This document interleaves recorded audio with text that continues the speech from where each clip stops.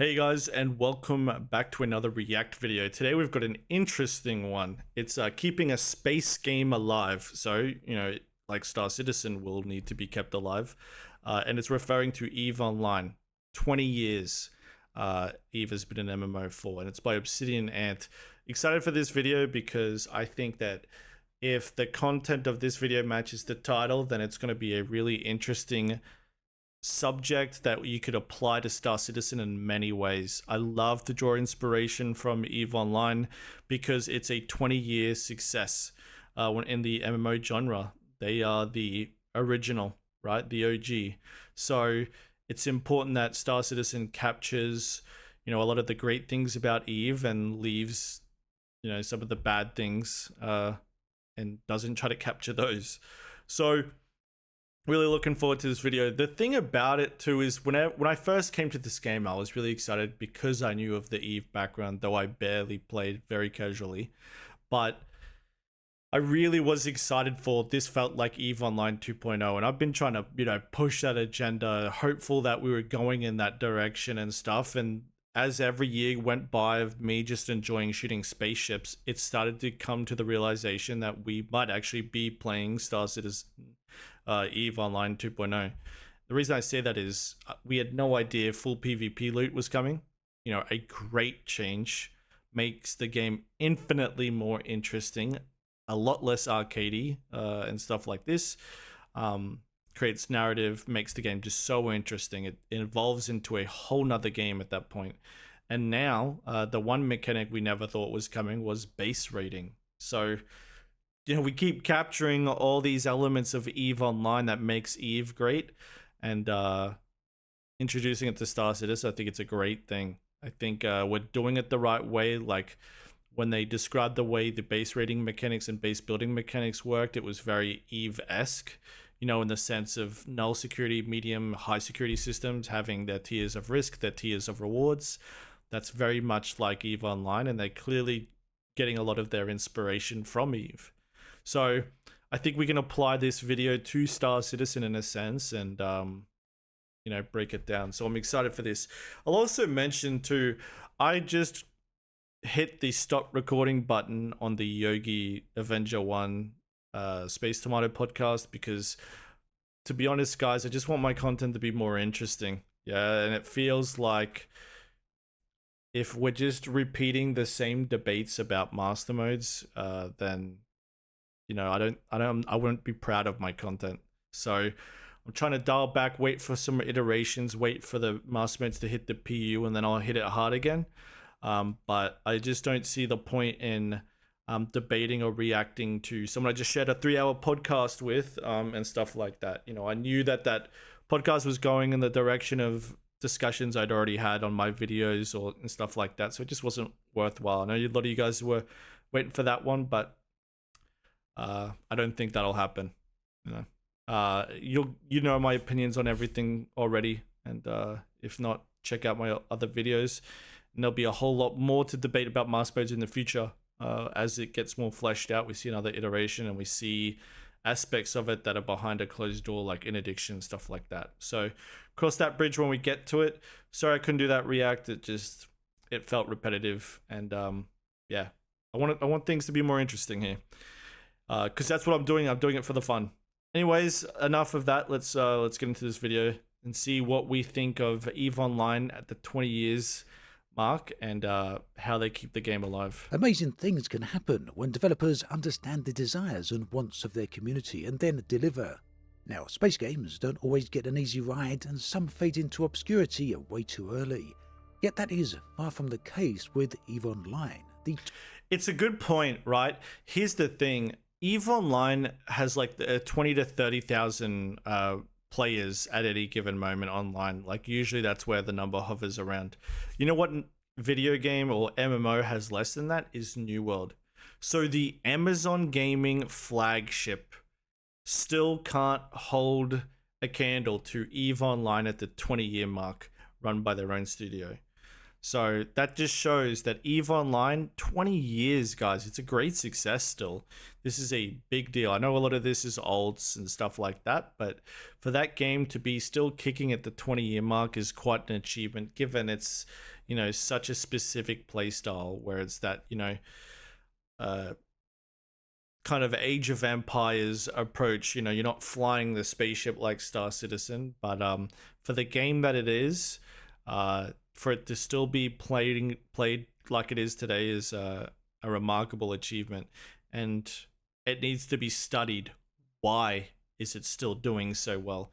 And I think that CIG wise are being wise and capturing the reasons it is doing so well, and then also being a more futuristic MMO in the things that EVE can't capture.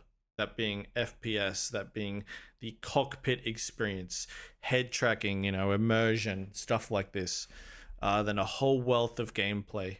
Whereas EVE is kind of stuck in this, it'll always be EVE. It'll always be that type of combat. I know they're trying to do an FPS side, but I just don't think they'll get there with it. But regardless, yeah, it's impressive. That is raking in $50 million a year with a constant and ongoing average of 28,000 concurrent players. There we go. I didn't know they were making that much money. I know they're selling the shit out of ships and skins, and really the currency ISK. So if they're making that much money, that's pretty crazy for a 20,000 player game. EVE Online then, if nothing else, proves the old adage that there is immense hunger for online persistent space games. There is. It also doubles down on the belief that yes, developers need to deliver quality updates, a truth we see with No Man's Sky, X4 and other such games. So with all that in mind, it's no surprise that CCP have massive plans for EVE Online in 2024. Man, it's cool to watch EVE. It's just like the thing that EVE got so right is that they gave the community their sandbox and they were very much hands off. You know, like the toys that were in the sandbox, they would develop and hand over to you. In Star Citizen, I worry that at least the medium security systems, the content is spoon fed to you and it magically appears. In EVE Online, it has a fully player driven economy outside of the pay to win stuff. You know, it's in the story and the narrative in the outer tier systems, so like medium security and null security, is almost completely player story driven. So it's the combination of alliances, corporations, wars, stuff like this, you know, trade, PvP, all that jazz. And then in the high security system, it's a more tailored experience, a bit more theme parky, I think. And I just worry that Star Citizen might be trying to spoon feed us too much in the null security systems rather than leaving it up to interpretation with the community. Let the community craft the narrative, I think. In those types of systems where security isn't supposed to be prevalent. This juggernaut of a game is showing no signs of slowing down. Of course, that's not to say that the game hasn't had its fair share of problems. There have been many of those, including a botched Space Legs update that was very poorly received by the community at large. The fact is, though, that CCP persevered after these setbacks and continued to improve upon the game in very big ways. The latest development letter then from the game's director talks about all of this, understands it very well, and seems to be saying that the trick is really focusing on player engagement.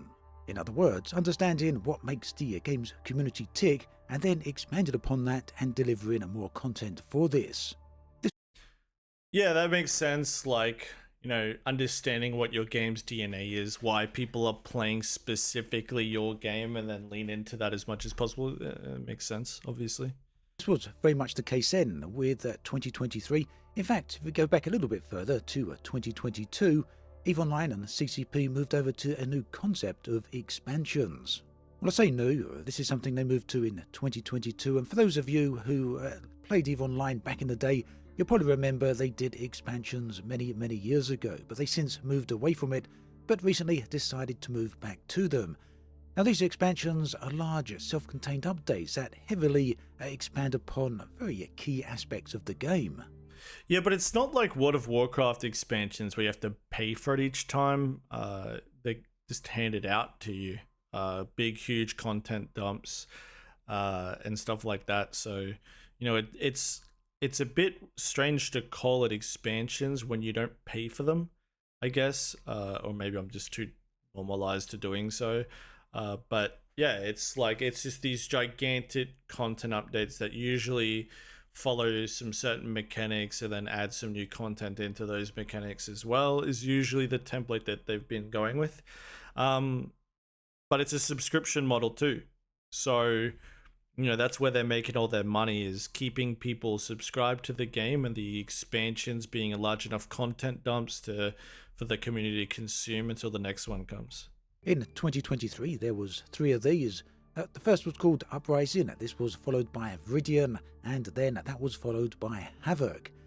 Now, Uprising was an expansion that revamped the factional warfare system. Remember that EVE Online is all about, well, cooperative play and player versus player. It's a massive galaxy that really has the essential focus, the narrative really, as being driven by the players. But there is a lot of... And again, I love that, right? Like, I like the idea that the lore, the Star Citizen universe exists heavily in the heavy to medium security systems, where you have villains like Xenothreat, you've got Vandal, you've got the UEE, stuff like that. And the further out on the fringes of space you get, which are these null security systems, just give us the planets, the resources, the tools in the sandpit to create the narrative ourselves, I think. And then you're capturing the great aspects of Star Citizen and an open world sandbox space game that people so desperately crave, which are currently playing EVE Online. So yeah, I think they should really follow that template and standard that EVE has done, because they've done it so great. And I do have concerns that if Pyro is the first null security system, there's so much narrative in there. There's gangs, there's reputations and all this stuff. And I just feel like it's too much hand-holding, too much spoon-feeding. I like the idea of needing to having good and bad relations with organizations, having to build alliances, relying on each other for base raiding and base defenses and stuff. I like the idea of the community crafting the narrative, because that's the type of stuff that gets in Kotaku articles. But it gets in the news for the gaming industry is when players do neat things, not NPCs so much. And I'm not trying to discredit the PvE community. I'm just saying I like the idea of capturing both, player story, player organization stories, stuff like this, and not just Vandal, UEE, piracy, NPCs, and factions all the time. And then we're just playing within that framework. Background lore going into all of this as well, as you'll see with some of the video clips on the screen. So yeah, the Uprising expansion introduced new systems to help and allow players to further refine their ability to capture systems. Systems being star systems, of course. Now, Viridian, this features an introduction of a brand new ship called the Lancer Dreadnoughts, and these are armed with area of effect weapons. The update also includes a series of visual upgrades and enhancements to the daily gameplay experience, such as missions. Now, finally, Havoc came out towards the end of the year. This coincided with the playtest of Vanguard, but we'll get to that in just a moment. Havoc aligned players with the pirate factions, incorporating new gameplay elements like the ice refinery heists, the air daily goals, and pirate insurgencies, alongside the introduction of new ships from the Angel Cartel and the Geristus. You see, that's interesting. It's kind of a little bit like Pyro, right? Like you pledge allegiance to a faction and then you're going head to head with the other factions. I don't mind it, but I just don't want that to be the entire experience. So where they're talking about faction warfare, yeah, it's a cool idea if it's just its own separate little playbox, but I don't want the entire experience to be like that, because the greatest thing about EVE Online is the history of its corporations. It's the insane narratives with all the meta stuff. It's the huge, gigantic wars that come from a single shard MMO. Those are the great aspects. I don't think there's Kotaku articles on faction warfare happening, for example. I don't think people are talking about, did you hear what happened online in EVE when it comes to pre-placed faction warfare? No, I like the idea of the player story driven. So, you know, not to say that this isn't a fun little theme park ride that, you know, Star Citizen shouldn't, you know, try to introduce. I think they're probably going that direction with the Pyro Gangs anyways. But yeah, it's not why Eve has had so much success already. But with that being said, we're talking at like a very broad perspective on this, an outside perspective. I'm sure the people in Eve Online are happy with the faction warfare because it's a breath of fresh air. CCP are very keen on emphasising that each of these expansions are aimed at deepening a player engagement with the game. The new content and systems really do encourage collaboration, strategy and community building. It's a Hakate. I used to fly one of these. Within the universe of New Eden itself. Now, personally, I wouldn't describe myself as a long-time EVE Online player, but I did start the game back in 2003 when it originally released. I've since returned to the game many times over the decades for prolonged periods of time, and I've seen the whole community and the game itself go through many different phases and many different transitions. And I've got to say, just looking at the way things are at the moment, this seems to be a new era for EVE Online, one of the better eras in fact, and it really all stems down to the fact that yes, CCP are really focusing on that player engagement. And yes, it does seem to be a bit of a PR word and a bit of a marketing spin, but really, the facts do speak for themselves.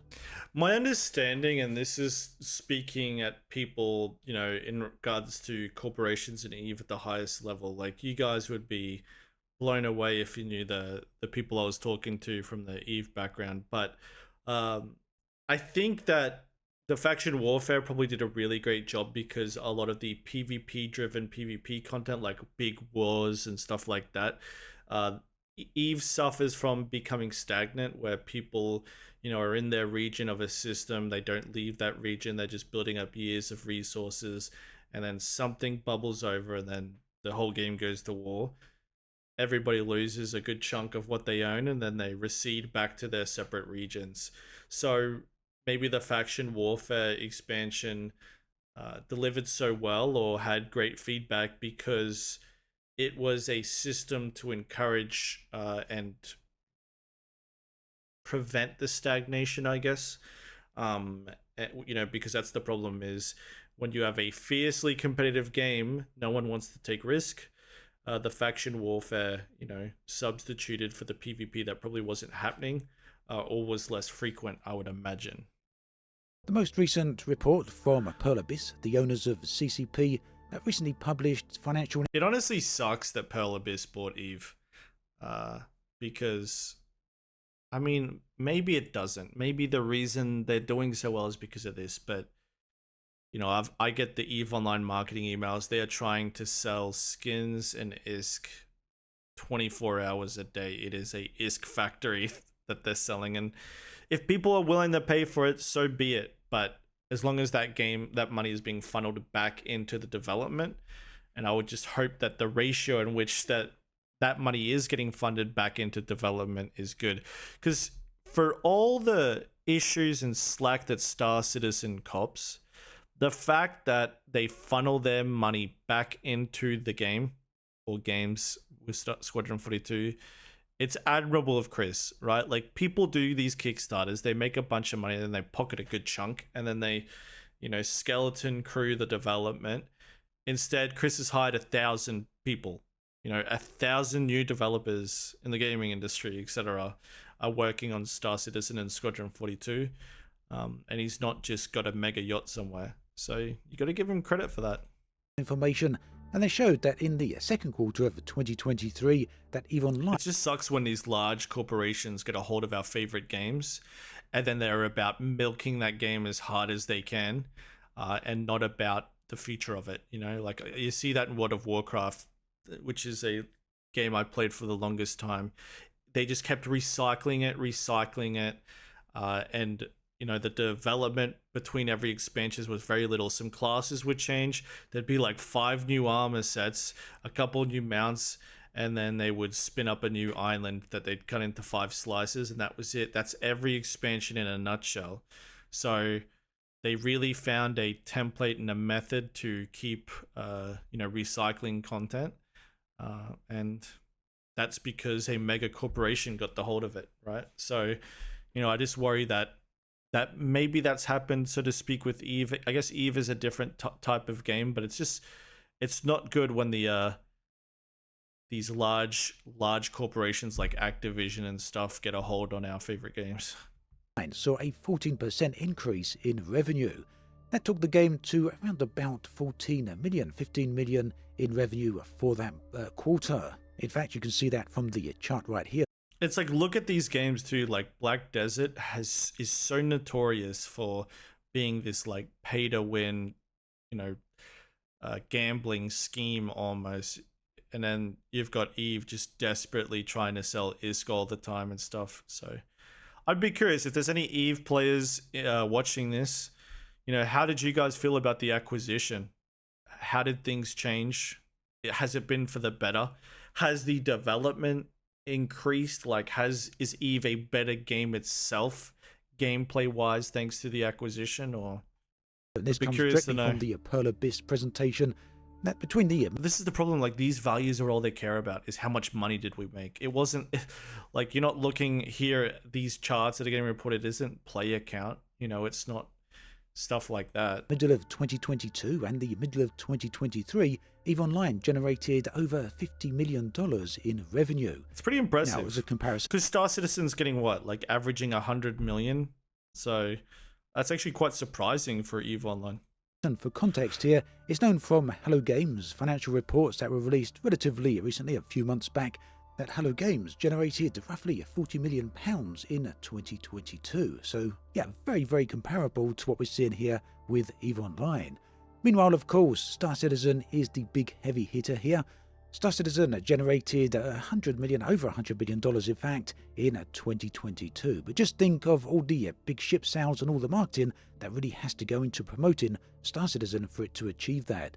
So yeah, EVE Online and No Man's Sky doing tremendously well here. In terms of player numbers for EVE Online, these are very, very easy to get. All of these statistics are publicly available, and we can see them published on the EVE Offline website. Over the last 12 months, the game had an average period number of players. This is an ongoing concurrent number of players of 20. Like, look at this, man. 30k. Like, I encourage you guys to go look at the New World current player count, right? Like, so this number's really high for a 20-year MMO. And you can't compare it to World of Warcraft with the success it's had, but for being a sci-fi space game that's top-down view, and strictly almost entirely PvP, although I know that's not the truth. In high sec, everybody's PvEing, but for it being the ruthless, cutthroat, dark game that it is, it does incredibly well for the player count. So you got to give them credit for that. At 20 years, this is a big deal. And the blueprint that they've laid for a recyclable game that can keep people interested for 20 years needs to be understood by Cloud Imperium Games, and I think they are, because they're going in those same routes. Base rating, full loot PvP, corporations, hopefully player-owned stations, capital ships, that jazz. 8,000 players. Now keep in mind, that's not the total number of players per day, that's just the average number of players that are there at any given moment. Yep. And this peaked at 40,000 players in November. In short, these are very good numbers, and put EVE Online... Oh man, don't the space stations look awesome, dude? The art team at EVE Online are just so good. And like, it's a shame that it takes Star Citizen years and years to spin up space systems like Pyro, for example, because they got to do all the NPCs, the different aesthetic stuff like that. But I really wish they would start speeding things up so we can see these different like cloud, space cloud backdrops, different looking space systems, stations, stuff like that. I hope they do pick up some speed so that, we're going from system to system to system. Because it looks like when Star Citizen 1.0 releases, maybe we're looking at 3 systems. In the company of games like 7 Days to Die and Dead by Daylight, at least according to Steam charts. These are the 37th and 40th most played game on Steam, respectively. Now, in terms of what CCP have planned for 2024, well, it's essentially more of the same. CCP say they're heavily focused on the 3 key aspects, that is, strong organisations, the future of war, and identity and agency. The future of war, that could be interesting. Hopefully, you know, like I love Eve is like a lot of people use this, but they're like, Eve is the greatest game I've never played. And that is very much the aspect when it comes to me. Like I hopped on, I did, it's just not compelling enough, the minute by minute gameplay for me. I'm a bit of a zoomer in that aspect. I need to be stimulated more, but it's such a cool game to watch. The podcasts, the news articles, the big wars when they do happen. Very much an inspiration for me and just so cool. So if they make the war gameplay better, that's a great thing. Hopefully things start to happen there. More specifically, reading directly from their developer's note, they say those themes support and drive our creative vision, the ultimate science fiction experience. And with its focus on conflict, identity and community, the two expansions coming in 2024 will see a shift of focus towards null security space and increasing the rich opportunities presented to capsuleers there. Further into the post, they say in 2024 we will expand the scope and impact of corporation projects. And corporation projects, by the way, are an ability for corporations, in other words guilds, to set goals and objectives for their members and players. It really is a neat functionality that dramatically adds to the overall sandbox nature of the game. It's funny because Star Citizen, I actually did a react video to a raise guide about organization mechanics, and yeah, I love this, you know, like corporate tax, encouraging your corporation to clear out, you know, 9 Tails NPCs in the system and paying them to do so, putting bounties on lawful players that enter your system if you've got like a piracy group, stuff like this. There could be some organization mechanics that really create content for the org members that are within it. So I do hope that there's organization mechanics like, you know, declaring war on corporations, stuff like that. Organization reputations could be very cool, tags, stuff like that. Star Citizen's got a long way to go in regards to that because they haven't even begun that journey, but I think there's I think it could be really special if they start going down that route like they should have a long time ago. So yeah, to continue with what they're saying, they said they're going to expand the scope and impact of corporation projects with exciting improvements such as enabling corporations to create freelance tasks for non-members, which will become an essential avenue for recruitment and a great way for capsuleers to build their confidence or simply earn some ISK. So in other words, players of corporations themselves will be able to set and create contracts for other players, essentially creating player-driven missions. So yeah, again, this is all very much focused on the players. So one thing that's very clear is that CCP are all about delivering far more than just a few brand new assets into the game and relying on previously used gameplay mechanics to bolster these assets. Instead, they're constantly reworking and refining existing gameplay mechanics and then adding to these to improve the overall experience. Like redoing the flight model for the 6th time. And in my personal opinion, this is really what divides up and separates a quality live service experience from a mundane and dull one. Elsewhere, CCP talk about their upcoming major expansion to EVE Online and its massive new component. This is the first-person shooter mode. There's a quick roadmap on the screen right here, and there's going to be a playtest on this one very, very soon. So I'm not going to talk about this one too much in this particular video. We're going to revisit this subject when that playtest becomes available, so do keep an eye out for that video. Meanwhile, check out the other videos on the screen right here. Thanks for watching, and I'll catch you next time.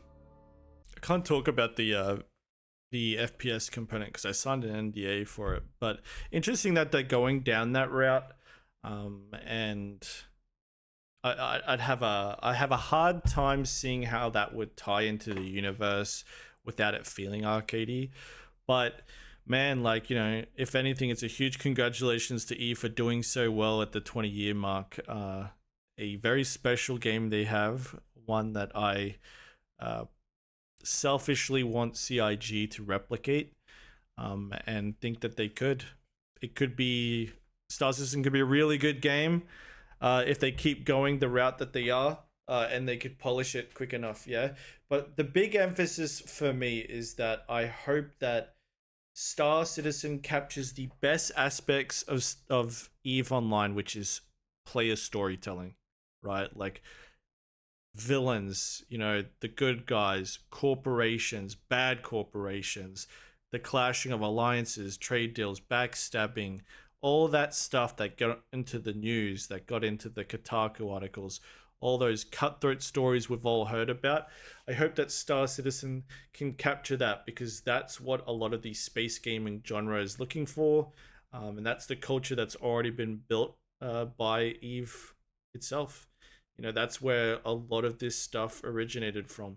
And it's a very unique culture in space online games. It absolutely is. And I love that. I love that it's more mature in that aspect, and can be really interesting when you leave things up to the control of the players. So I hope that CIG recognized that and kind of slow down or pump the brakes on Star Citizen being a theme park ride where you can do things in your spaceships in between the different rides, because that's what it's starting to feel like for me.